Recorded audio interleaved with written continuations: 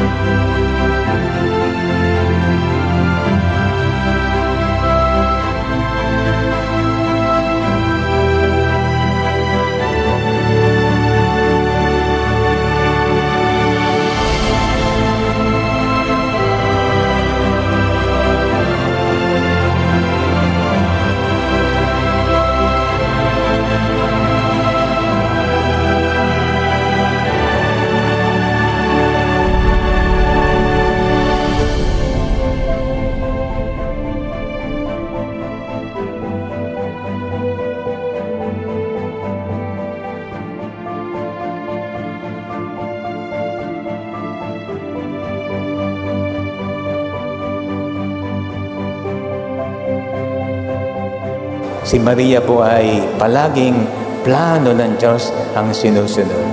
Sa buong buhay niya, ang pinaghari niya ay plano ng Diyos. Fiat.